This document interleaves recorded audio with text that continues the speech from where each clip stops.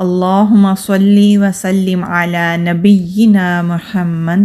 انسان کا نفس انسان کو برائی کی طرف لے جاتا ہے، اور کب لگاتا ہے؟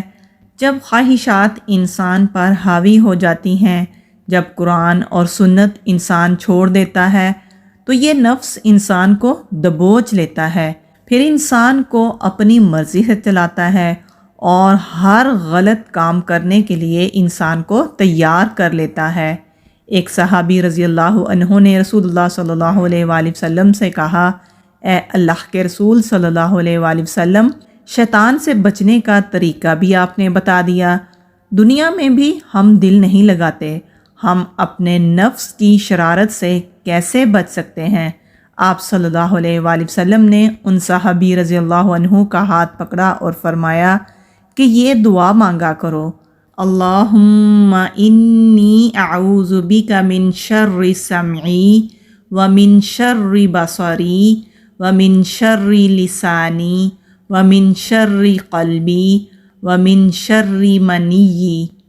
اے اللہ، میں تیری پناہ چاہتا ہوں اپنے کان کی برائی سے، آنکھ کی برائی سے، زبان کی برائی سے، دل کی برائی سے اور مادہ منویہ کی برائی سے۔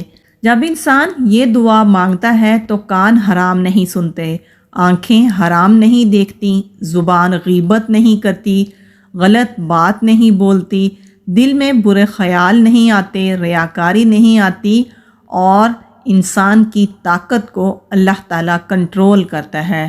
اس لیے اس بہترین دعا کو اپنی روٹین میں شامل کیجئے۔ دعائیں یاد کرنا ذرا مشکل کام نہیں ہے، جب ہم روٹین میں ان دعاؤں کو دیکھ کر مانگتے ہیں تو آہستہ آہستہ یہ دعائیں ہمیں یاد بھی ہو جاتی ہیں۔